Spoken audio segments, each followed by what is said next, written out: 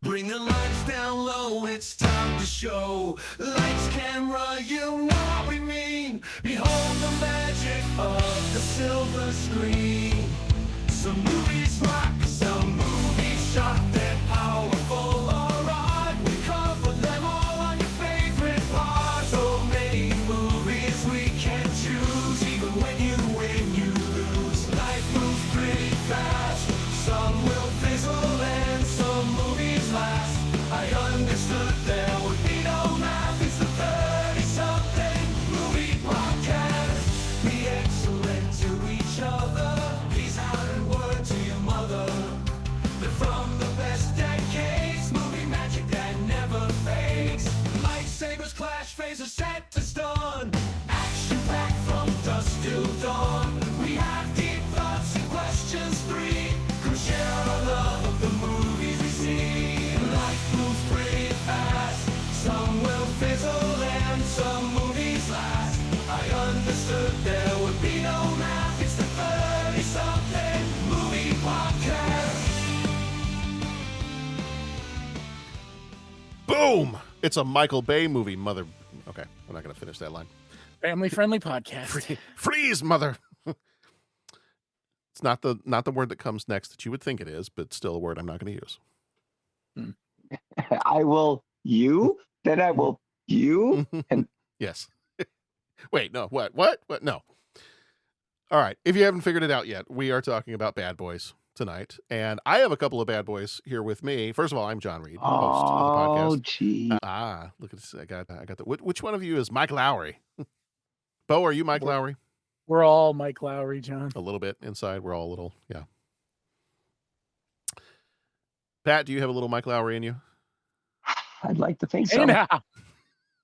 I don't know where you were going with that, but I'll go with it. I feel like the three of us maybe are a little more Marcus than we are. I mean, in reality. Yeah, it's Yeah. unfortunately true. Yeah.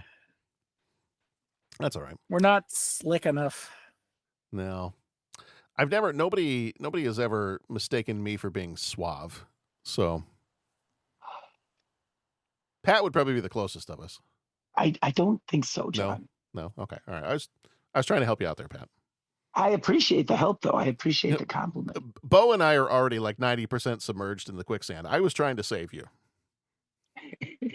Hey, man, I'm not letting anyone go in the quicksand alone. I'm going in. I'll grab the tree branch or tree vine and jump right in. There you go. We'll fight off the rodents of unusual size together. Different movie though. So Bad Boys this time around, and we are the 30-something movie podcast. We spoil as we talk. So if you start to talk about a movie title and you want to just skip it ahead just a little bit, feel free to do that. And then if you have not already, go visit our website because there's a lot of good stuff over there. There are a plethora. I would say we have a plethora of episodes over there if you're looking for something to listen to related to a movie of some kind that came out predominantly in the 1980s and 1990s. At this point, close to 600 episodes on the main feed. And then if you're joining us over on Patreon, Jeez. we have probably, if you add in all the little Patreon shorts and the regular ones, we're even close to 100 episodes over there. So we got a lot of stuff. Whatever you're looking for, we probably have it. Yeah. Wow. It's here. We can co-opt the Benny's Beverage Depot slogan, and we can say, if the 30-something podcast doesn't have it, it's probably not worth watching. I like everything about it. This is like I'd say market that's a fair saturation that you're Mhm. describing. Yeah. So, Bad Boys. I'm going to start off by reading something. I'm going to edit one of the words because we do try to be family friendly. But there was an article that I was reading about Michael Bay and just some of the stuff he incorporates into his movies. This is something that Michael Bay once said of Michael Bay. And I'm going to change one word, and you'll probably be able to figure out which word that is. Michael Bay was said to say, quote, "I don't change my style for anybody. Wusses do that." And then the last two sentences of this title are, "That should be printed on Michael Bay's tombstone. I envision it more as a sort of living tombstone laser branded on the side of a tiger." Only wusses do that. Only wusses do that. I'm going to carve that on your tombstone. Yes. Well, no disrespect, but okay, only wusses do that. And people that want to make movies about historical events and actually, show some respect. Anyways, I digress. No, Pat, if you have a pearl of wisdom you'd like to share, Nothing. I Nothing. I don't No, I you Nothing. didn't. I don't want to harbor any ill will towards you at all, so I Oh. want you to have the opportunity to It's no, that's fine. Because No? we recently recorded on that one. And I believe I was a little bit negative on one of our previous movies. And I think we all were. It was a struggle. The general And I public think was excited that you were negative. I know, and I saw that from our good friend. What a wonderful guy! It was They- Jason Colvin. Yeah, of they the were incredible. it was like pro wrestling, and Pat turned heel and everybody got excited. Yeah, and Shirley of the Shirley You Can't Be Serious podcast, which I'm just going to say it again, is an incredible show. Go listen to those guys. But he was like, "Yeah, Pat, the whole thing." And it was funny because when I read it, I was like, "Yeah, I wasn't pleased with that movie." And then I got thinking, I think that was the one that I just said, I might just take a nap. Wake me up when this thing is done. Yeah. Was that episode? It might have been, yeah. Okay. Uh-huh. I'm just going to deliberately fall asleep. Yeah. And just wake me up when this car. Yeah. Yeah. No, I've got no pearls. I'm not going to harbor any ill will. No, okay. It's okay. It's okay to own your brand. It's true. That's true. But from what I can tell, it looks like you're wearing black. So I do feel like we're following the pro wrestling thing and you're in your NWO era. I am. Mhm. I am. So, I am. all right. Well, take your vitamins, little Hulkamaniacs, because he's gone bad. All right. Bad Boys this time around. We'll just dive right onto this one because there's plenty of stuff to talk about. This one came out on April 7th, 1995, rated R, runtime of 1 hour and 59 minutes, directed by Michael I Love a Good Explosion Bay, who did The Rock and Armageddon and Face Off and Face Off. Want to take my face off, which I can't wait to talk about that one because it's one of the, I don't care what my daughter says, it's one of the greatest movies of all time. That movie is so fun. Mm-hmm. Mm-hmm. Like, please do not shoot at the tactical nuclear weapons. Mm-hmm. Need I say more? You could, yeah, absolutely. I mean, we should wait a couple of years, but you could. Yeah, probably. Yeah. Writers for this one were Michael Berry, Jim Mulholland, and Doug Richardson. Between them, they did The Flintstones, Police Academy 2, Die Hard 2. Producers were Don Simpson and Jerry Bruckheimer. Jerry Bruckheimer is another guy. I feel like there's a combination of Michael Bay and Jerry Bruckheimer. It's just like, that just guarantees carnage. let's just blow stuff up. Like, do you even, it almost a little bit is like, Idiocracy. And if you've seen the movie Idiocracy, and there is the most popular movie, in the country in that film is just someone's backside on screen for the entire movie. And that's all the movie is. That's it. It's just someone's posterior on the screen. Sometimes I feel like Michael Bay and Jerry Bruckheimer, if they just had full creative control to just say, you know what we're going to do? We're just going to do a 1.5 hour movie, and it's nothing but explosions. And maybe the explosions just continue to get bigger as the movie goes on. And that's all the movie's going to be. I would not be shocked. No, I don't think anyone would. And then you just have a selection of things. We're going to have cars exploding.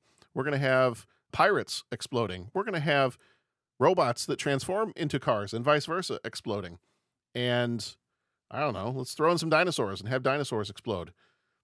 I just feel like that would be if you just follow the logic of the Michael Bay, Jerry Bruckheimer type movie to its conclusion, that's the movie you're going to end up with. That's where that all goes. Just a series of ever-expanding explosions and just blowing up random stuff.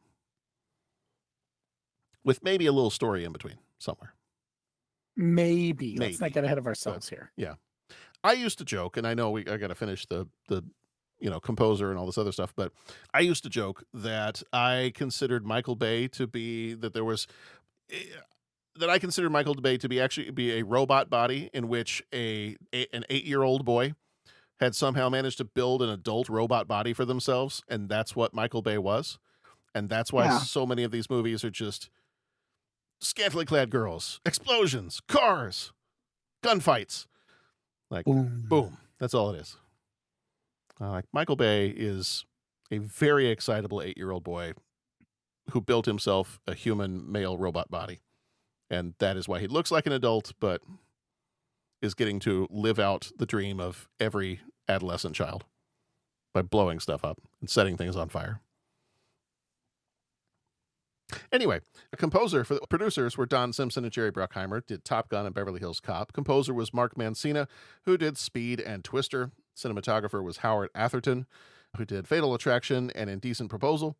Editor was Christian Wagner, who did Face Off and Mission Impossible 2.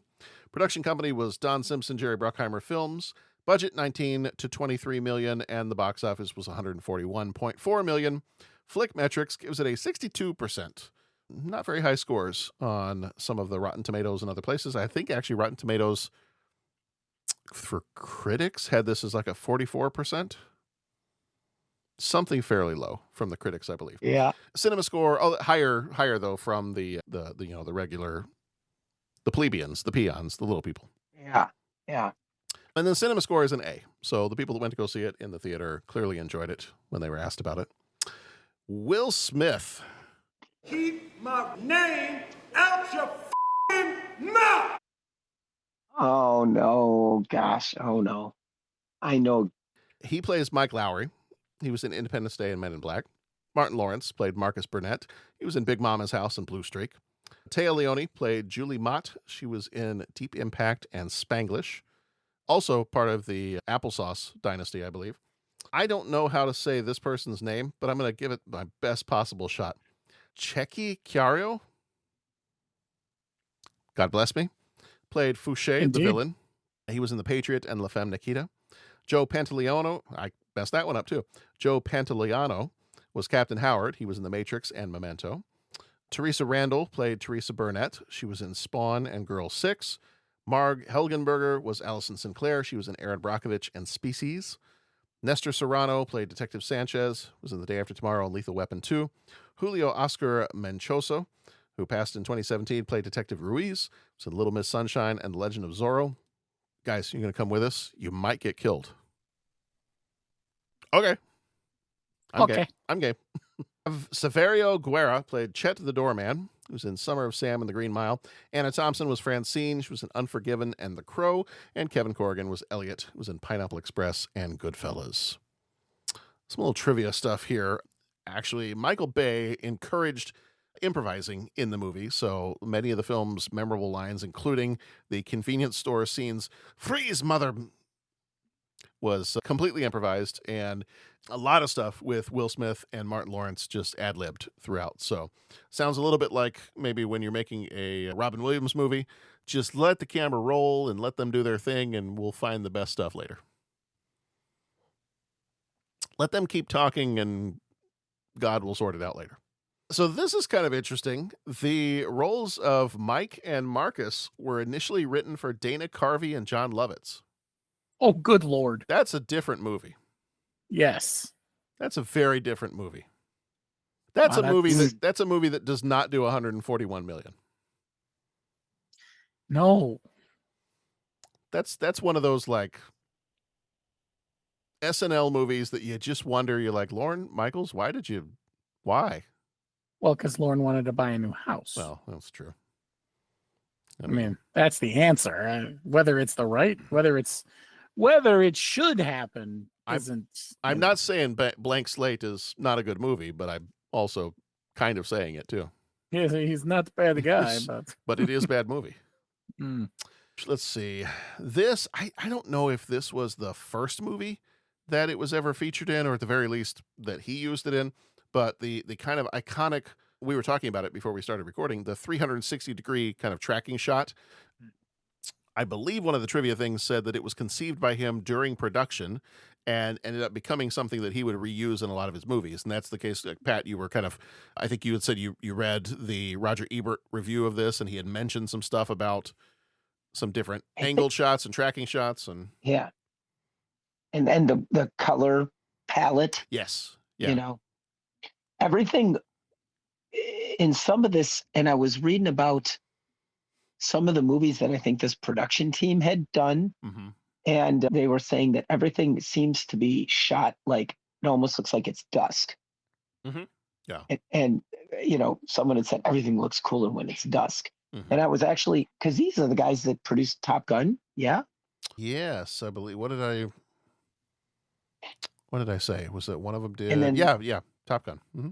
and yeah, and then it was like just about every other like cop or buddy cop movie. Yeah. Or a good portion of them. And yeah, just reading about that and how it has a certain look and it has a certain feel to it. Yeah. I got to be honest, I really enjoyed the big wide shots where you kind of take in, there's the characters are in the, are small, and then there's the big backdrop. There was a scene where they were driving a car up over a bridge, Mm-hmm. and it was like, I think it was a cruise ship going by in the background. And it was like, holy cats, that's a really cool shot. Yeah.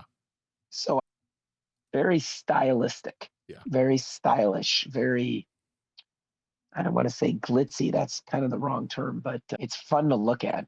Yeah. So let me back up for just a second, because I did say just a moment ago that I think did I call Face Off a Michael Bay movie?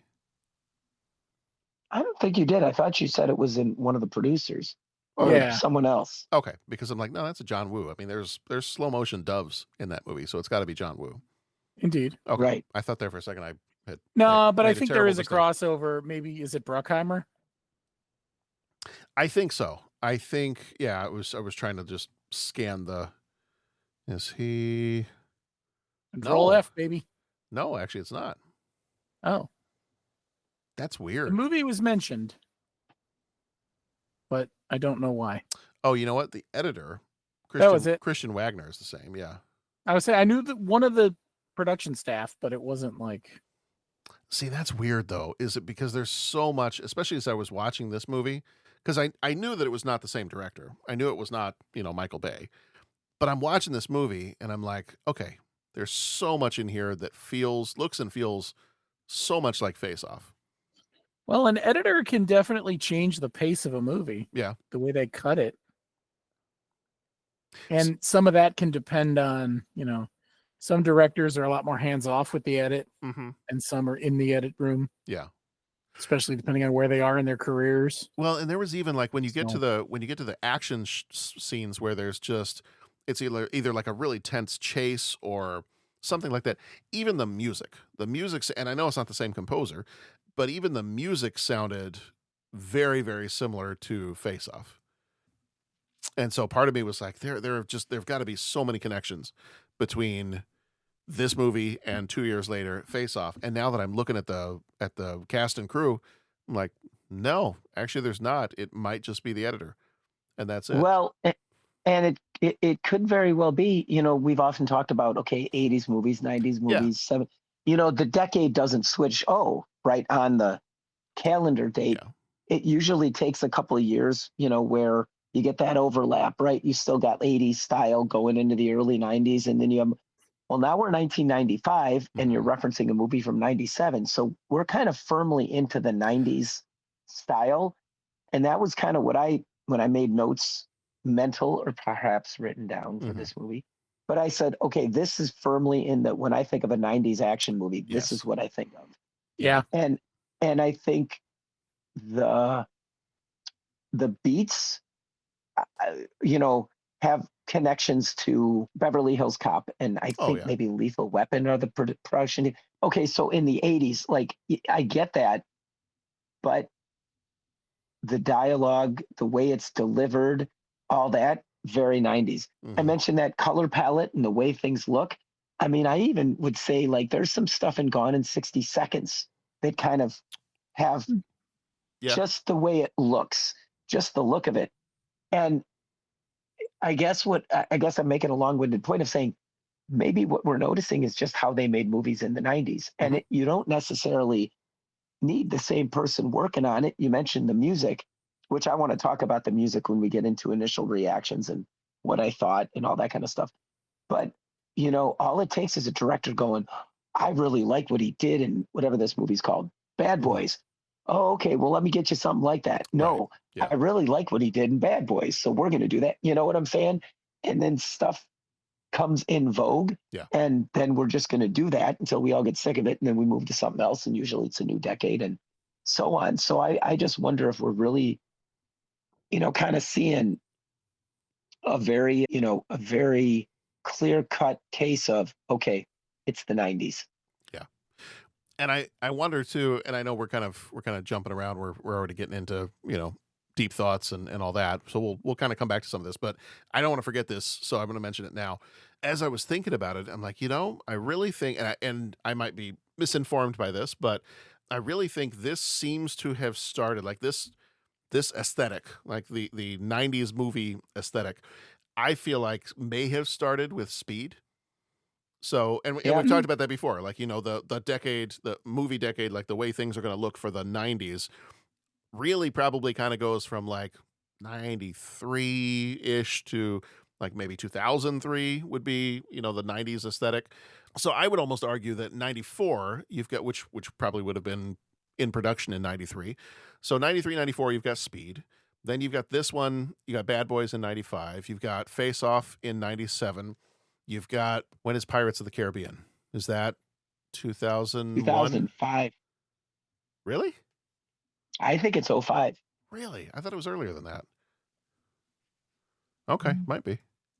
Wait, no, I got that reversed. I'm sorry. It's 03. It's 03. Okay. It's 03. Okay. And I've got a connection for that. I just guessed the wrong way. Okay. But yes, 2003. Yeah. Okay. So 2003. So then I kind of feel like you're continuing on because that's even a different director as well. And so you're kind of continuing on with the same type of aesthetic. And then I think you come back to it because Michael Bay, as he himself said, Michael Bay doesn't change. And so I think when you get the Transformers movies starting to come out, you're just kind of continuing. It's still the 90s action movie aesthetic. Mm-hmm. It just has continued further on because it's still Michael Bay making it, and Michael Bay doesn't change because why? He's made tons of money. You can argue about the quality of the storytelling and the quality of some of the other stuff in the movies, but you can't really argue with the fact that the man rakes in the cash. So, well, before we dive too much into that, we'll come back to that in just a second. But one of the other trivia things I did want to mention is the film, for an action movie, didn't have a huge budget, about 19, 20-ish million, grossed 141 million worldwide. And this was something that kind of broke a bit of a, I don't know if you want to say a standard line in Hollywood that, while it works out okay in America, you can't have a movie led by two black actors because that doesn't play well overseas.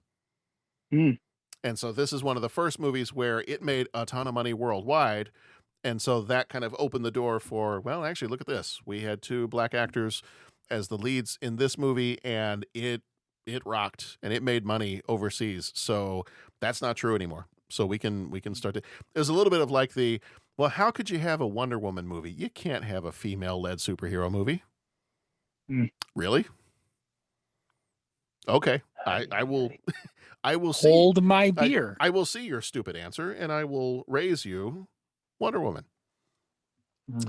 All right. In a city where crime never sleeps, two detectives, Mike Lowry and Marcus Burnett, must switch identities to protect a witness, Julie Mott, and take down a ruthless drug lord.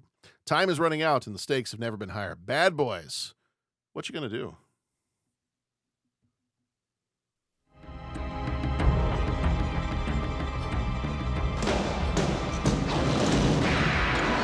It was brilliant. It was foolproof. It was the perfect crime. But for Miami detectives Marcus Burnett and Mike Lowry, Buenos dias, mi amor. it was the ultimate nightmare. This was our career bust, which is what, $100 million? Just do what you do, only faster. Let's try to do this right. No gunshots, no dead bodies. Well, You know, if I recall correctly, the last couple dead bad guys belong to you. Please, you ain't even trying to compare body counts, swine, huh? Should I keep going all day? I'm out. Now, this case We got 72 hours before the FBI and the DEA walk in here and shut us down. You know, you drive almost slow enough to drive Miss Daisy. this murder, and this witness. You ain't with the bad guys now. You with the cops. This is your getaway car? What is this, a family station wagon? Oh my God, you got a baby seat in the back. Are going to put them Look at you. Look at you. Can you stay focused? What are you talking about? I'm focused. Yeah, focused on all this scattered ass around here. to the ultimate test.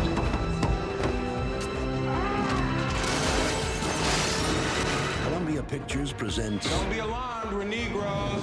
Oh, man. No, that's too much bass in your voice. That scare white folks. Martin Lawrence, We were wondering if we can borrow some brown sugar. Will Smith, You see, you something wrong with you.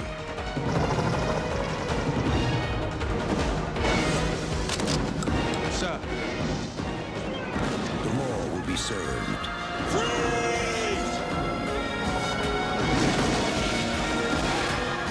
Justice will be done. You forgot your boarding pass.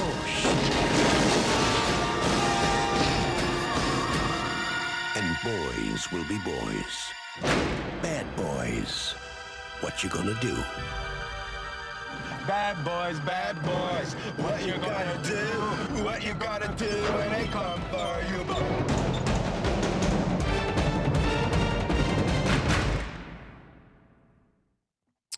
All right. Major moments, broken down into 10 major moments for you so that we can do a quick kind of flyover of the plot if you haven't seen this in a while. We always recommend, if you have not seen it in a while and you have access to it, pause, go watch it, and then come on back. We'll still be here. We'll wait. It's okay. We'll just, I don't know, we'll find something to do in the meantime. So starting off, major moment number one, somebody just waltzed into Miami PD's evidence room and made off with $100 million in heroin, just like it was Chinese takeout. The department's got egg on its face, and Mike and Marcus are the ones who have to clean it up fast. Max, one of Mike's longtime informants and occasional friend with benefits, gets caught in the crossfire when a drug deal goes sideways, and her friend Julie witnesses the murder and narrowly escapes. She'll talk, but she'll only talk to Mike, who is nowhere to be found. Julie's a little skittish, so Marcus steps in and pretends to be Mike. Bad idea. Really bad idea, because especially when Marcus finds himself stuck in Mike's bachelor pad trying to act all suave, he's also juggling a wife at home who thinks he's up to no good. The trio follows a lead to Club Hell, which you know nothing good is going to go down at a place called Club Hell. A dark, sweaty den of vice where the bad guys like to hang out. What starts as a quiet... wretched hive of scum and villainy. What I should have called it, a wretched hive of scum and villainy. We must be cautious. What starts as a quiet recon turns into a barroom blitz, complete with gunfire, mayhem, and Mike doing his best action hero strut under strobe lights. Back home, Marcus's wife has had enough of his strange behavior and cryptic explanations. Let's just say, I'm undercover pretending to be my partner while protecting a random woman in his apartment doesn't go over too well. Just when things seem to be turning around, the villain flips the table, kidnapping Julie, putting her life on the line. Now it's personal. Mike and Marcus are running out of time, leads, and patience. Captain Howard's office turns into a pressure cooker when Internal Affairs shows up with a stopwatch. Solve the case in 72 hours or hand it off. For Mike and Marcus, that's code for do it our way or not at all. Nowhere else to turn, the guys pay a not-so-friendly visit to Jojo, the idiot arms dealer, who folds faster than a cheap card table when threatened with jail time. His tip points them to a chemical warehouse where things are definitely not FDA approved. All roads lead to a Miami airstrip where Fouché is loading up the drugs and prepping for takeoff. Cue the bullets, explosions, and a high-speed chase on the runway. It's a full-blown action buffet, and Mike and Marcus are hungry. Just don't eat it in the car, because that's going to make a mess. It all comes down to one last chase. Fouché makes a break for it, but Mike is faster and way more angry. One bullet later, actually several bullets later, the villain's down, Julie's safe, and Mike and Marcus are back where they started, arguing, yelling, and saving the day. That is the 10 major moments. It is now time for some deep thoughts. And now, Deep Thoughts. I have an opinion on this matter. Don't mince words, Bones. What do you really think? I like it a lot. Wow. It's very deep. Thank you. Right. Quick initial kind of reactions. When was the first time you saw it? And seems like a silly question, but do you like the movie? I thought it was great. Was this the first time for you? No, God no. Okay. I'm guessing, like we've talked a lot of them. This is a good blockbuster time for us. You know, Will Smith was hot at the time. We all knew kind of what we were going to get with him, I think. And was he was hot? Like, what else did he come out with other than he had an incredible music career and a No Fresh Prince of Bel-Air? Was this his first movie? You know, you'd think I would have that handy, because I know after this, it's just like boom, boom, boom, boom, Independence Day. Right. And I think it was mostly off of the West. Fresh Prince that you were like, oh, he's going to do an action movie. Like, this could be fun, right? Like, this isn't going to be, right. You thought anyway, this might not be straight action. It was going to be a little comedy. There was going to be some fun had by all. Let's see. His exchanges with Martin. He did 6 Degrees of Separation before this and Made in America. Yeah, he But was that was mostly really it was mostly TV. Yeah. Made in America and 6 Degrees of Separation. Like, I've heard those, but I couldn't. 6 Degrees is fun. I haven't seen it in a really long time, but that is fun. Did we do that for the pod? We did not. No, if we did, I didn't watch it and couldn't be there because I haven't seen it in a few years. We did not. Okay. Maybe that's one we come back to later. Yeah. Yeah. But yeah, that was those two movies, Made in America. That was the one, Whoopi Goldberg and Ted Danson. Mm-hmm. Oh yeah.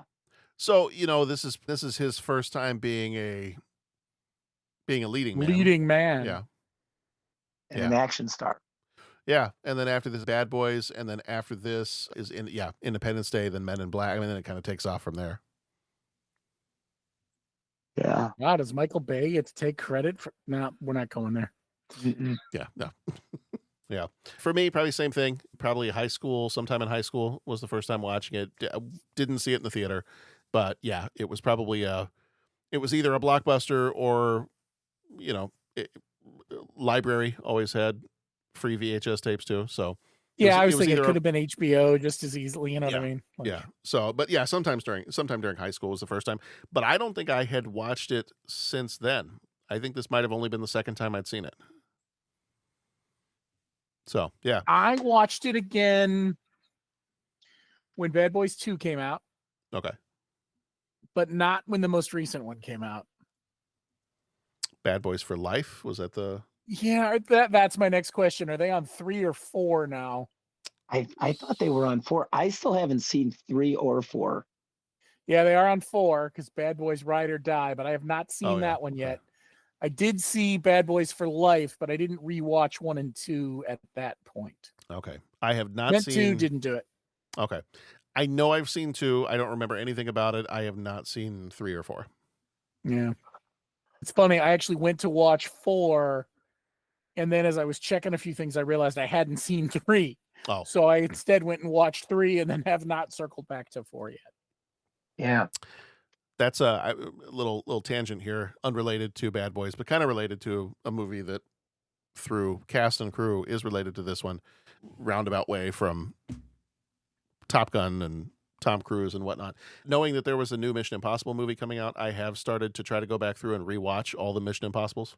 That is on my list that is my hope for my summer. I've decided I'm probably not going to get to see the movie in the theater, but my thought is if I start now, I could get everything watched, and then when the new one comes out on streaming, I'll be ready. Yeah. And honestly, I look at the list of the Mission Impossible movies, and there are at least a couple that I know I've missed. I don't remember which ones. But I've not seen all the of them. first one is my favorite. Oh yeah. But I have to say, Ghost Protocol was really good. I liked that one. Can't tell you why. Just did. It's funny. I was having this talk with, and okay, I'm going to play this card. I'm going to be that guy. As I usually have a once a year rewatch of all the Mission Impossibles, I'm working on convincing Jeff to watch them all because he loves the first one and he's like not too sure about the other ones and he hasn't. And so I'm like, Jeff, you got to check them out, buddy. And he says he will. He's got to try to divorce them from the Mission Impossible backstory, like the Mission Impossible of it all, and just sort of think of them like any other action movie. Because if you try to tie it back too much, I can see where you might. Well, and that was that if I can not to try to put words in his mouth, but he said that's the thing. He doesn't want to just watch another action movie. He wants more Mission Impossible of it. So I will be interested, John, as you do your rewatch, because my selling point for him was that, the first Mission Impossible had the most, what's the code word type of stuff. But as you go, they started to become a vehicle for Tom Cruise to do more and more incredible stunts, which, but I also feel like the movies, and they did go through, there was basically a different director for each movie up until I think Rogue Nation. Sounds right. Because I want to say, wasn't it like Brian De Palma? Then I forget who the second one was, but then John Woo, then J.J. Abrams. And then, do you know who did Ghost Protocol? Was that J.J. Abrams again, or did? Easy enough to look that up, but no, off the top of my head, I don't. But now the guy that they've got, is it McQuarrie? Is the one now? Is the director? Yeah, the young McQuarrie. Yeah. In any event, Brad Bird did Ghost Protocol. Oh, okay. Then I guess it was probably J.J. Abrams did the fourth one, and then Brad Bird did Ghost Protocol. Okay.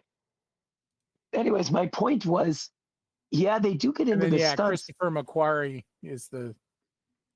Yeah. Do you know if he's related to Ralph McQuarrie? As soon as you said that, in my brain, I was like, I think... Never checked. I've just assumed, which is. I feel like I don't recall what the Mission Impossible movies offer that's Mission Impossible-esque is okay. It might not be as much with the what's the code word and what's the so on. Even though I feel like they've started to go back to that with the Christopher McQuarrie stuff, but what they do have that the first one that it ties them in is some of the misdirection, and they play around with the misdirection, but then also spoilers for the original Mission Impossible. You remember being dangled down where he couldn't touch the floor and he had to type on the computer. They have more of that. Yeah. Where it's actually like, okay, we got to do this impossible heist or this impossible break-in. Now, I'm not trying to say that everybody should love it but that's just my thing is that it's different than the first one. But if you look, especially in the later ones, there is that, okay, well, we've got to get down this hallway. We've got to get on the other side of this wall. We've got to get into this vault. We've got to do a thing that's inherently impossible. How are we going to do it? So that's my take. That's my take on but I'm a fan, so I'm biased. Yeah. All right. Pat, did you mention when was the first time you saw this one? Same. I mean, it was probably within a year or two of it coming out. I don't think I went to the theater. Maybe I went to the theater with some friends. I don't know that, or it was, we were crashing at a buddy's house and we checked it out there. But I saw it early on. I hadn't frequently seen it. Maybe had seen it one other time. In fact, when I hit play, I was kind of like, okay, I remember parts of this movie, right? Is this where? And I was thinking to myself, until you hear the first hit of that guitar riff that basically forms the theme, you just hear that. And I can't even sing it because my voice is just so off now. But you get that burp, burp, burp, burp, and I hear those four notes, and suddenly the entire movie, I kid you not, the entire movie came right back. Yeah. Just like that. Yeah. And it was like, oh, I remember everything about this. So I'm gonna go ahead and get this out of the way and say that while I enjoy this movie and I enjoy the action for the whole Michael Bay-ness of it all, because there's clearly, and we can talk more about some of that too, but there's clearly like his stuff that he just has to have in all of his movies. And this was probably kind of the starting point for several of those things. I will say, while I am entertained and I do enjoy the movie and I do find it funny and I do like the action, I think my viewing of this movie this time around was hurt by the fact that I really love Face Off. And I think of when I watched this movie, there were so many things in this movie that I'm looking at it, I'm going, oh yeah, they did that in Face Off. I actually liked it in Face Off better, or just different things that show up in some of the Michael Bay movies. I think part of it too, and this is a criticism that Michael Bay gets pretty regularly, is that the character arcs, character development, story all get sacrificed for big, beautiful explosions and stylized action, gunfights, all this other stuff, which you do have in something like a Face Off or, not Pirates of the Caribbean, have gunfights and that, but you do have some of this other, a little bit, yeah. Different kinds of guns. Cannon fights. We call them cannon fights. But I think one of the things, my viewing of this movie, if I was still 15, 16 years old and watching this in the 90s, it would have been like, oh man, cool, Bad Boys. This is such a fun movie. And it was a fun movie to watch. But I found myself in several instances going, yeah, that's a cool shot. I like it better in this movie. Or I kind of wish we'd, I get the whole thing of having to switch identities and keep that a secret for a bit. And there's maybe some jokes about, what is Mike doing hanging out at Marcus's house with his wife? And, there's, some of the insecurity there. And there were parts of that was like, okay, I feel like we've told this joke 4 or 5 times now in the same movie. And maybe we could, I'd like to see the characters grow in some way. I know it's an action movie, and I know some people can be listening to this going, John, shut up. It's an action movie. Just enjoy the gunfights and enjoy the explosions. But at the same time, I'm like, yeah, but can't I have those and also have a little bit of character development and growth and maybe just a little bit deeper storytelling?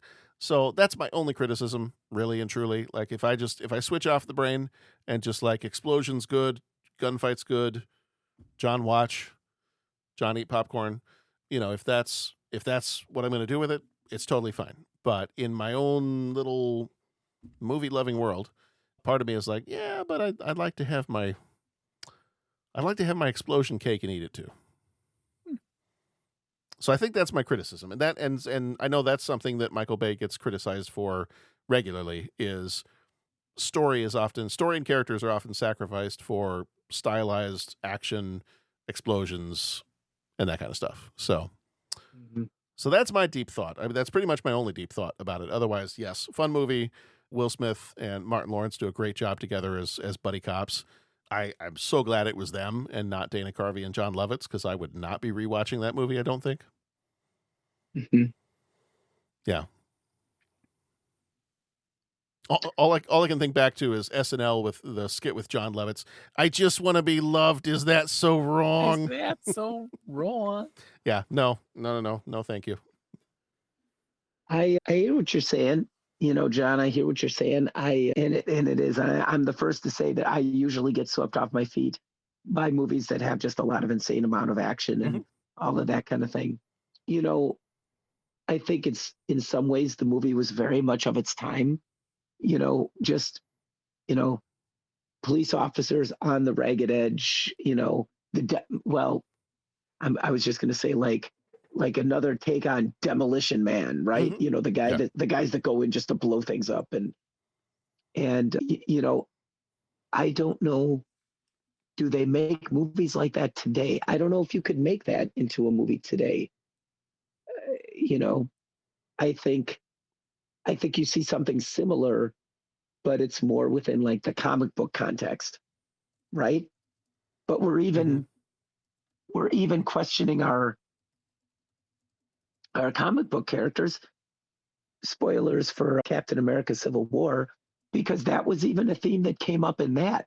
What's the collateral damage? You guys go in and fight the bad guys, but what's happening, with the surround and all that kind of stuff. Well, because we can't have a Superman movie where Metropolis gets trashed because Superman wouldn't allow that. Right. And there's images where they're trying to get, an informant to talk, and so they're holding a gun to his head. Yeah, I understand what they're doing within the context of the movie, but again, I wonder how that would play today. I mean, would you say like the equivalent might be, I don't know, would it be like the Fast and Furious movies? Probably. Would it be like the Fast and Furious and John Wick and some of those? Would that be as close to a Michael Bay-esque type movie like this, like the 90s aesthetic? Well, I should specify, I'm not trying to say like 90s aesthetic or action. I'm saying with police being the protagonist. Okay. Yeah. Is I think just with everything going on, I don't know how cops on the ragged edge blowing things up, holding guns to people's heads. You know what I'm saying? Like, I just don't know how that would play. Yeah. That being said, I understand what they're doing in this movie, and it's a lot of fun, and they're the good guys, and they got to save the innocent people before the bad guys win, and all that kind of stuff. And I love every second of it, and I love the game of chicken at the end with the cars. And I'm not going to stop and say, okay, well, why do they have to race to the wall? Let the guy get through the wall. The SWAT team coming with the helicopters are going to run the guy down, and you know what I'm saying? So it's like, I'm not going to ask those questions. It's just a heck of a lot of fun. But, it just seems like very 90s thematic elements. And I love it. That's all. Yeah. I'm not, it's not a roast. It's just, that's kind of my deep thought. That's as deep as my thoughts go on a movie like this. Yeah.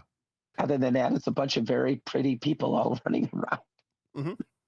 Yeah, I did look up real quick, like what within the last 10-ish years, how many of these kind of like buddy cop action movies have we had in recent memory?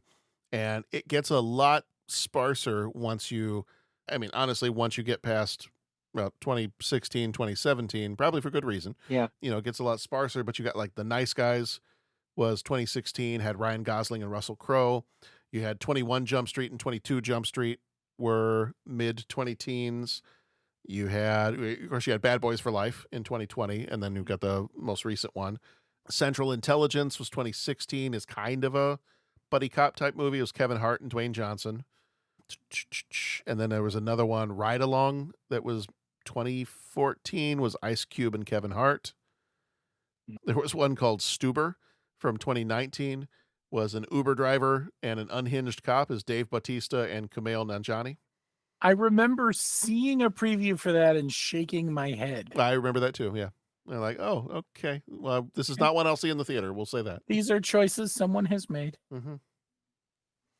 So yes, they do exist, but not quite as. I don't know. I think so many movies now. I would imagine that a lot of movie studios are trying to put their money on a sure thing, and so you got like whatever the existing IP is. If it's Marvel, we're putting our money towards Marvel because we know that's for the most part a winner. If it's Bad Boys, there's been 4 Bad Boys movies. Instead of coming up with something new, we might as well just keep going with that because we know the formula. We know the characters. We know the formula. It's a known entity, so we're going to put our money towards that. Well, right. And I mean, just, you mentioned the Marvel thing. The Marvel thing's been going for what, 20 some years? Yeah. Well, if you look at where this movie came out and where this production team's first movie came out, that's way less than 20 years. Yeah. Right. So, I mean, this is basically doing the same thing. This was in line with what people of the time loved. Yeah. Right.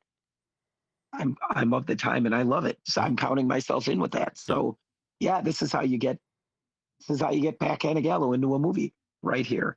And then the other things that you mentioned, are incredible action movies, and I'm definitely a fan of all of it. Fast and the Furious, John Wick, all of that, but they're very different themes than like the buddy cop. Mm-hmm. Yeah. Although they will introduce some of that into it, right? So John Wick isn't very lighthearted in any spots. But the Fast and the Furious does have those comedic moments like this does. Mm-hmm. And you have it with The Rock and Jason Statham. Yeah. And so there's kind of a depending on what Fast and the Furious movies you've seen, there's very much a subplot where there is that buddy aspect. And those two guys are incredible. They even have their own spin-off movie about it. And so, you get elements of it in there. But it's different than like it's not police officers on the ragged edge type of stuff. Well, before we go to 3 questions here in just a minute, Pat, you wanted to talk a little bit about the music. Did you already say what you want to say, or did you have more you want to say about it? I did, and it was just hearing those first hits of that guitar lick that just made the whole movie come right back into focus for me. Yeah. The other, and I want to be careful because I don't want anybody to think, oh, John's doing nothing but criticizing the movie. I enjoy the movie. Like I have fun with this movie. It's a really, really fun action movie. But the other thing I do want to say about this one that is a bit of a criticism is the villains are all very, very forgettable. Like I don't remember. I kept looking back. I was like, wait, the villain's name was Fouché? I don't even remember his name. I barely remember the villain. And I think that was something, too, that as I was watching it this time around and watching it, beyond the 90s, and I was a little bit older this time than I was when I watched it at age 16. But that was another part of it, too. I was like, wait, so the villains are just like these nameless bad guys that are stealing the heroin and... Wait, what's the bad guy's name? Okay, the guy with the accent, that's the bad guy. I mean, that's usually a given in 90s movies. Okay, I don't remember the bad guy's name. I just remember his face. And so I think that was maybe another knock on it. Doesn't keep it from being a fun movie, but in my mind, where I'm like, I would like it to have a little bit more too. Like I think it's okay to hold it up a little bit and say, yeah, give me the explosions, but also give me memorable villains. And we know we can have that. As I said, I've been rewatching the Mission Impossible movies, and so far I think I'm in the middle of Mission Impossible 3 right now. And I'm like, so far we've had very memorable villains in every single one of these movies. And so I know it's possible. I know it's possible in other movies I've seen, other, buddy cop movies we've seen, stuff like that. Just not so much in this one. So that was maybe just one other knock on it. But again, don't want that to make anybody think that I'm, hating on the movie or anything. Just I'm like, it just was something I noticed this time around. Well, and I think when this Lethal Weapon was one of the first of this type of thing, right? Mm-hmm. And I mean, that movie really kind of has it all, like the great action, the great what am I trying to say? Set pieces and sequences, charismatic actors, and you have story arcs, and you have kind of an origin story and how these guys grew from just not liking each other at all to becoming family. Right. And you just see that development, and you have kind of an, more than just a mustache twirling bad guy. And so, you kind of released, you had your greatest hit on the first album. So everything else is going to compare back to that. And it's really hard to get that exactly. Yeah. Do you know what Lethal Weapon 2 had that the other movies did not have? You were listing all the things the Lethal Weapon movies had. Do you know what 2 had that you didn't list? The Looney Tunes theme? No. Oh. Diplomatic immunity. Yeah, that's right. It's just been revoked. Gosh, now I want to go watch Lethal Weapon 2. Yeah. Anyway. All right. Well, that's true of every day, though. Well, that's also true. Yes. Like I'm there any day with that movie. Mm-hmm. Yeah. That's how, at a very young age, I learned what diplomatic immunity was. So, John, I was I'm like, actually cool. I can travel to homework. other countries and commit crimes. This is so cool. Cool. Got to do it. John, I'm going to give you homework. Oh, okay. Please. Yes. As you finish the Mission Impossible movies, can you just send me a quick text with like, here's what I thought, here's what I was thinking, all that. I love those movies, and I just like to follow along in your journey. Nope, you don't have to love them. I'm Italian. I like to argue. It's Okay. okay. It's fair. Okay. So text Pat thoughts on Mission Impossible movies as I finish them. Because you're in the middle of the third one, right? Yes. The Okay, well, I'm not gonna Philip Seymour Hoffman. Yes. Mm-hmm. And I think John Woo was the director. I believe so. Yeah. Yeah. I don't want to do any spoilers. Spoiler alert for anybody some- who hasn't seen that one, but Felicity's head just exploded. Ah. So little switch went off and she didn't quite make it. Yeah. All right. Anything else we As want to say about happens. Bad I Boys? mean, yeah. It does. It does from time to time. Anything else we want to say about Bad Boys before we head over to 3 questions? What you gonna do? Yeah. Fun, stylish. They make me laugh with the exchanges when his wife walked in. Oh yeah. And Oh he's my like, God, it oh, was so good. I mean, because, okay, see, I went and then and then Will Smith walks in. He's just like, oh, snap. Mhm. Like, That was good. Yeah. Like, and that's Those- the stuff you're like, Ooh. God, because you heard about how much was improvised and how much was ad lib. Yeah. I'm like, oh, they might have just let him go with that. Hopefully that Like was you could ad-libbed. see that direction. Okay. She's coming in. She caught you with her, and he's not in the room yet. And be you and see what happens. What I would love Oh, it is look at- what I would have loved it is if they would have said, okay, we're going to set up this scene. Will, we need you to stand around the corner, and then when we say so, just come around the corner. Like I would have Right. loved it if they didn't give him any kind of heads up at all, and that was just a pure reaction shot of Mhm. oh, not good. Mike Lowry. Oh, wow. It looks like you have one heck of a stain on that rug right over there. And I'm just like, oh, Oh. what do Yeah, I was thinking of just throwing it out. yeah. Yeah. Well, the Um, dog's been puking and pooping. Okay. All right. The one thing I will say before we go into 3 questions, one of the things I will say, I will give the movie credit on this, is while not at the same caliber, the whole idea of the mistaken identity stuff and having to keep it a secret, very, very Shakespearean. So I'll give it props for attempting a very kind of Shakespearean concept of, okay, we've got ourselves in a bit of a bind here. You're going to need to take on this person's identity, and you're going to have to then cover for this person's identity, and a comedy of errors will ensue. So I'll give it credit for that. And here's what I think the reason why I tried to make the connection later on and say that it must have been the same people working on Face Off later on, because I was looking at this, I was going, okay, so maybe they were just all sitting around and they got the idea in this one and they're like, ooh. So, okay. So Mike and Marcus had to switch identities in this movie. What if we made another movie where they didn't just switch identities, but they switched faces? What if we took their faces off? That's a great idea.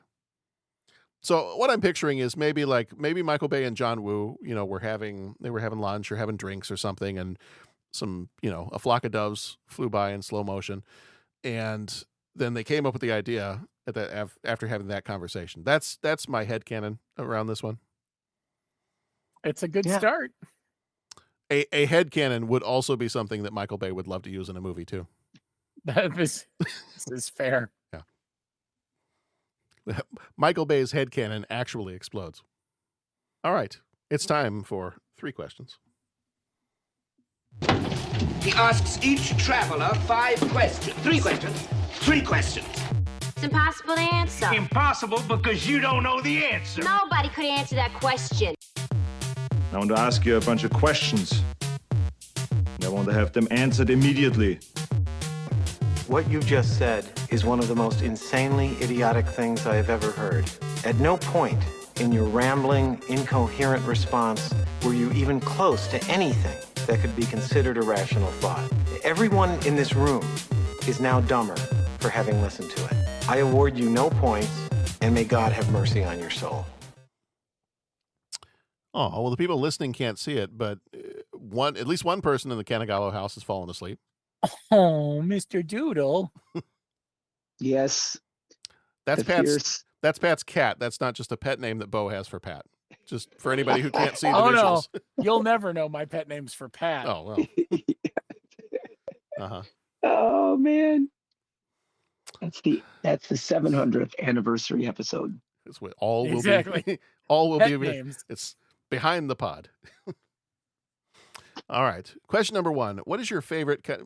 Pat, did you want to say something? No. Okay. No. There's no pearls Sound of like wisdom that you would like to share. I sound like the Emperor in Lord of the Sith or Revenge of the Nerds or whatever that one is called.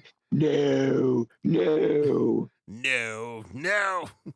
You will Burn die. her. Burn her. Unlimited power. Burn her anyway. He's a witch. Sounds like the gal in the old lady in Princess Bride that's yelling at the girl. Boo! Yeah, that one. Oh, okay. Sorry, it's sporadic random night. Oh, go for it. Jeff Mazuka, English teacher extraordinaire, Yes. is showing Princess Bride in his classes. Yes. And he says, I have found so many like incredible cliffhanger spots to stop the movie. Oh, yeah. And I guess the one he stopped at was right when Dread Pirate Roberts is crawling up the side of the cliff on the rope. Mm-hmm. And Vizzini cuts the rope and it goes right over the end. They'll stop it. Oh, sorry, we'll pick it up tomorrow. Yep. And it gets what? What? Mr. Mazuka, what? I'm trying to remember if we did, because when he was an instructional assistant in my class many years ago, we did Count of Monte Cristo at one point. We did Labyrinth. I was trying to remember if we did Princess Bride. I don't think we did. I think he did that in his class. I don't think we ever did that one together when we were both in the same class together. But yeah, we would do the same kind of thing, like for Labyrinth and for some of those others, like just you got to find just the best possible, most aggravating time. And then, of course, then you have the kids that like would leave, and at that point in time, they'd go buy the movie on iTunes the next day or that night, and they'd be like, I had to finish it. Okay. It's awesome. Question number 1. What is your favorite cop goes rogue movie? And this could be, it doesn't have to be that the cop is a bad guy. He's not the bad guy. He's not the bad guy. But instead, maybe like the cop has been told to let it go. Like he turns in his gun and his shield and he goes on a rampant. No. Right. Yeah. Like he's been told drop the case, and yet he's going to go rogue and he's going to do it anyway. Well, yeah, it's like when you leave the shield and you leave the badge and the gun on the desk, like Worf leaves his phaser and his communicator badge. Yep. That kind of thing. Beverly Hills Cop. Okay. That was also on my list. You can pick any one of them. I think he's told not to do it in all of them. That's the whole shtick. But the first one is the one that comes to mind because Todd tells him specifically. Well, we prefer not to pick Beverly Hills Cop 3. There's some... I find amusement in that movie, but many people do not. Bo, as I learned in grade school, you can pick your friends and you can pick your nose, but you can't pick Beverly Hills Cop 3. Noted. Yeah. Patrick, what would you choose? What's your Cop Gone Rogue movie? Cops Gone Wild, we could call it that. Hey now. I don't, I mean, I guess this is dumb that I'm thinking this much. Die Hard. Mm-hmm. One of my favorite movies, Yeah, I mean, that's basically it. Yeah. Because they come in and tell him to stop. He's not doing any good. He's not helping out and all that kind of thing. Just sit there, cowboy. What does he say? Let us handle it or something. Mm-hmm. Smoke him if you got him. I know he says that. Yeah, that's what the guy in the radio, Hal, tells him. But Hal? Was Hal his name? Al. No. Al. I'm thinking Hal. Al tells him. I can't do that, Dave. Yeah, right. But Deputy Dwayne Johnson, wasn't that the guys? We're gonna need some. Oh no, because it was Agent John. Man, I've got to rewatch that movie. I'm forgetting all the character names. Who was the guy that was the Yeah, deputy Principal in chief. Breakfast I Club. want to run for mayor guy. Yeah. What was that guy's name? Mess with the bull, get the horns. That guy. Yeah, the principal. Yeah, that's right. The principal. That's dead on. I can't. Oh man, I'm drawing a complete blank. Anyways, because he tells him to back off. You're not doing any good. You know, and because they don't even know he's a cop. Dwayne T. Robinson. There it Dwayne is. T. Robinson Johnson, whatever. Yeah. Played by the incomparable Paul Gleason. Yeah. Mm-hmm. But he tells him to stand aside and let the police handle it. I think he's a cop, sir. He's not a cop. Could be a janitor. Well, he's had issues with janitors too, so. Yeah. But I guess that would be mine. I've got 100 people down here and they're covered with glass. Glass. Who cares about glass? This is Deputy Chief of Police Dwayne T. Robinson, and I am in charge of the situation. Oh, you're in charge. Well, I got some bad news for you, Dwayne. Your name's Dwayne. What's that? From up here, it doesn't look like you're in charge of Jack. Actually, you're in charge of two things: Jack and Jack left town. And Jack left. That's right. Oh man, there's a quote I haven't been back to in a while. Mm-hmm. I'm gonna go since Die Hard and Beverly Hills Cop were taken. I'm gonna go RoboCop because he does have to break his programming. He does. Okay. So I'm gonna go RoboCop for that one. All right, number 2. What is your favorite Will Smith? Keep my name out your f***ing mouth! I'm sorry, Will. What's your favorite Will Smith movie? I'm going to let others go first since I took some people's last time. Okay. I see Doodle's back up. Hi, buddy. There you go. I would say, Doodle, what is your favorite Will Smith movie? Yeah, whichever one I'm watching, because that's where he's usually hanging out. It's not I Am Legend because there's a dog in that one. Exactly. Yeah. I really like. Honestly, my absolute favorite would be Ali, and then I've got a real strong runner up, but I'll let everyone throw down first. You know what? I really like. I actually just mentioned it, but I really like I Am Legend. I did really enjoy that one. However, I think the most Will Smith of the Will Smith movies that I enjoy is Men in Black. Mm-hmm. Yeah, that's definitely a good one. So, Bo, did we take yours? Men in Black was on my list, but Independence Day. Oh yeah. There's some great Will Smith one-liners in that one. His Will Smithness is shining there too. Welcome to Earth. Yeah, right. Just that whole sequence. Anything with him and Jeff Goldblum is just gold in that movie. The two of them together. Whoever thought to put the two of them together and thought it would work, good on you, because I wouldn't have. Yeah. Yes. Yes. Life found a way. Forward. Yes. Yes. My runner-up would be iRobot. Very That's nice. a good one. Yeah. I really enjoy that one. Nobody chose to go Wild Wild West. Interesting. Yeah. Yeah. It's fine. It's I enjoy it. It's a movie that happened. Yeah. Pat's coming. Yes, I enjoy it, but meh. I enjoy it for its steampunkness, not for the movie. You know what I mean? Like there's parts of it that are really fun, and it could have been so much better because the source material for that was something else. But yeah, well, and and John Peters finally got an opportunity to have his giant mechanical spider fight somebody. Right. Have you heard the whole Kevin Smith story that he's told about that?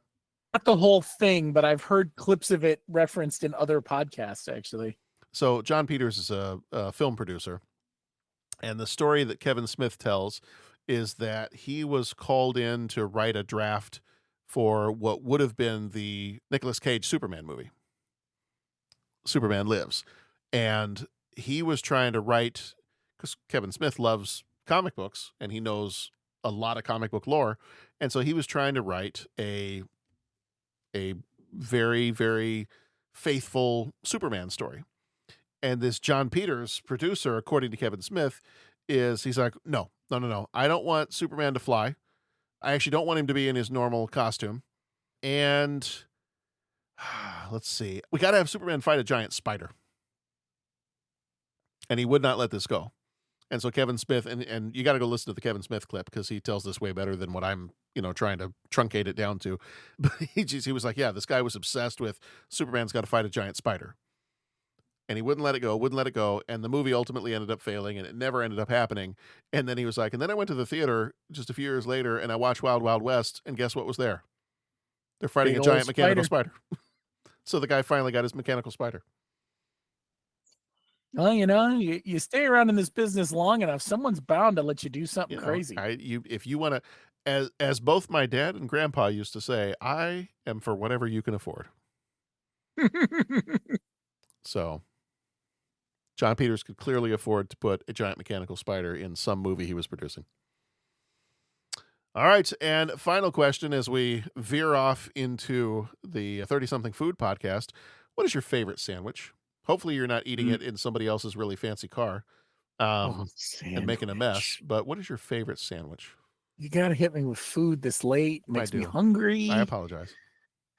So I have 3. I'll start with the first one, and then we'll see where everyone lands. We'll talk about more food. Mm-hmm.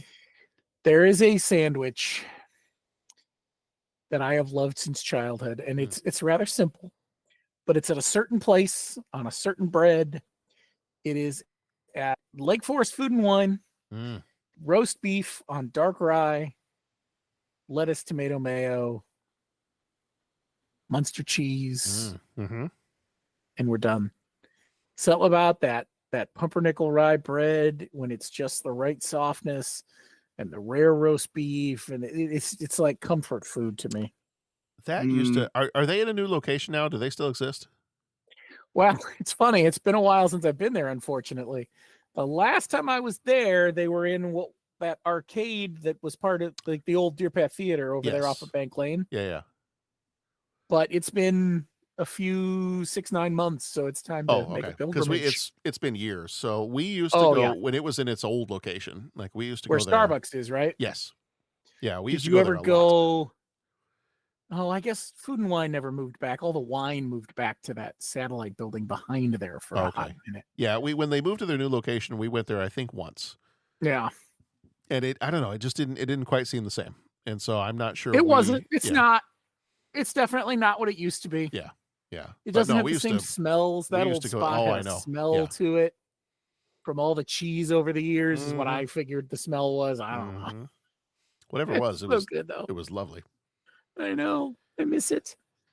But so that's a comfort food sandwich for me. So it might not even be that good. Okay. But it is my sandwich. Hey, that's fine. That's fine. Mine is the easy one to pick is probably going to be if I pick one from Panera, it's going to be the bacon turkey Bravo. Oh, that's a good sandwich. So good. That bread they put it on is so special. Yeah, and it's very different. Well, I feel like it used to be. Is it still the tomato bread?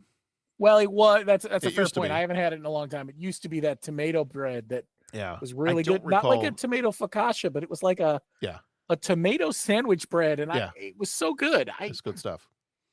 The other ones that are always good that I don't know that I've had a bad sandwich there, but I also can't remember what I would have regularly gotten there was at the Picnic Basket in Libertyville. Oh, my yes. They always had good sandwiches. Yeah, you name it, they're good there. Mm-hmm. You can always go right with a Chicagoan or a sunken sub. I think I probably have had both of those. Oh, the sunken sub is something else. Their sub bread is okay. Sorry, it's food. Oh, see, now that you said that, I'm like, well, wait a minute. Italian beef is a sandwich. Yeah. Is a hot dog a sandwich? We could go down that road if you want. I wouldn't recommend that we do. No. Let's not do that. Okay, then let me. Okay, this is like I would say because we're from Chicago. Yes. That a beef sandwich is a special category unto itself. That's true. And would not necessarily fall into this category. Okay. If it makes your life easier, I think you could fall on that side. A beef sandwich is a beef sandwich because we have so many flipping ways to get into a beef sandwich that you could go on for days. That is true. I could go on for days. I don't know. You could talk Johnny's, you could talk Bona, you could talk Portillo's, you could talk Al's, you could talk Mr. Beef, and that's scratching the surface. Okay, so as scratching the surface and just jumping into a small little portal and going that route for half a second, Johnny's. Oh, Johnny's is fantastic. Yeah. Although there was a recent poll that Donna saw somewhere, Bona Beef edged out a lot of other beefs. Why do we care about the opinion of one Polish guy?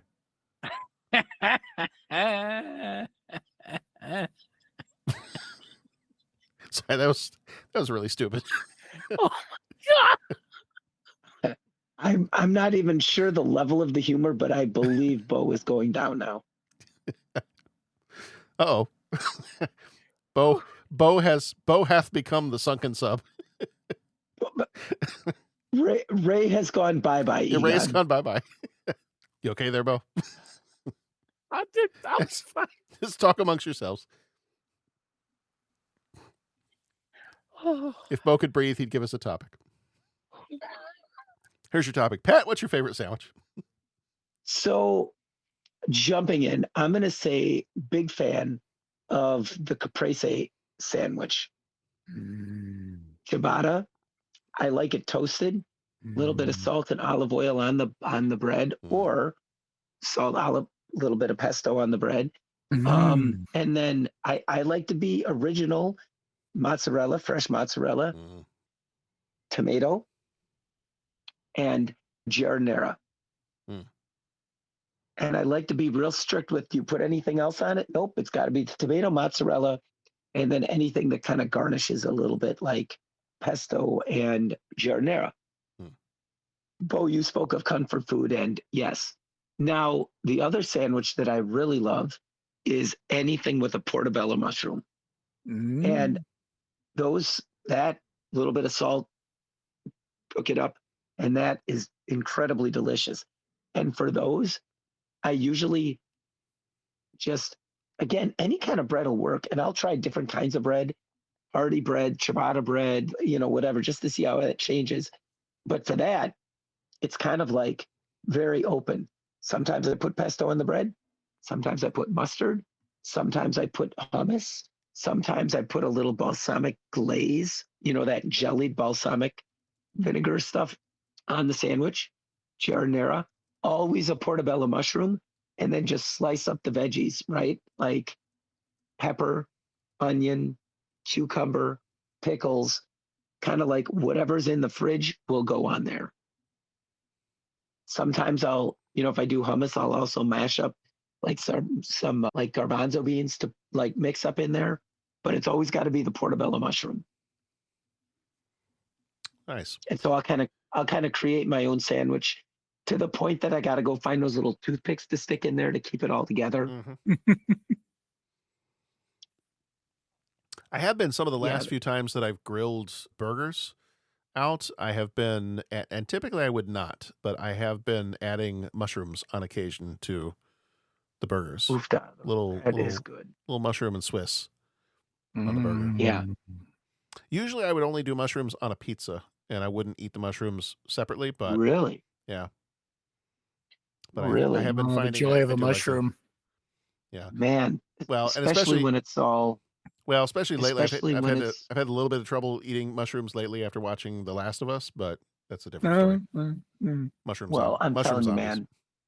Grilled. I like to put mushrooms in a grilled cheese. Yeah. It all sounds good to me. I like to put the mushrooms in my mouth. Well, yes. Yes. Then devour them. Yes, have some. Just be careful about the ones that make you really small. Yes. Eat me. All right. That's going to do it for this episode. That's going to do it for Bad Boys. What you going to do? I'm sure we'll be back in a few years to do Bad Boys 2. We are the 30-something movie. Yeah. We are the 30-something movie podcast. You can find us at 30podcast.com. All of our past episodes there. This is the end of our Boys and Girls month, and we are jumping right on into June, and June is monkey business. Because apparently there were, I don't know, I guess 1995 was the year of the monkey when it comes to movies.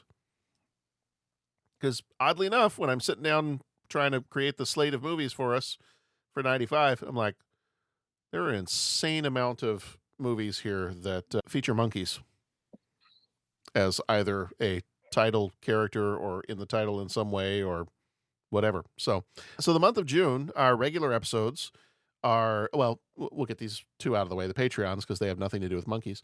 The Patreon episode is To Die For from 1995, and the Patreon short is Things to Do in Denver When You're Dead. So there's a lot of dying in the Patreon this month. But then once you get past that, it's just a lot of monkeys. So in the regular feed, we've got Jumanji, we've got 12 Monkeys, we have Outbreak, and we have Congo. And then in the midst of all of that, not a monkey movie at all, but there is some monkey business going on, is we have our 10th anniversary rewatch, and this month is going to be Repo Man from 1984. So that is what we got going on in the month of June. Looking forward to those. Looking forward to talking more movies with you guys. So thank you, Pat, and thank you, Bo, for being bad boys for life here with me. Thank you, John. All right. Everybody be excellent to each other. Go watch some good movies, and we will see you back here next time. Bring the lights down low, it's time to show. Lights, camera, you know what we mean. Behold the magic of the silver screen. Some movies rock, some movies shock, they're powerful, alright. We cover them all on your favorite part. So many movies we can't choose, even when you win, you lose. Life moves pretty fast, some will fizzle and some movies last. I understood there would be no math. It's the 30-something movie podcast. Be excellent to each other. Peace out and word to your mother. They're from the best decades. Movie magic that never fades. Lightsabers clash, phasers set to stun. Action packed from dusk till dawn. We have deep thoughts and questions. 3 who share our love of the movies we see. Life moves pretty fast. Some will fizzle and some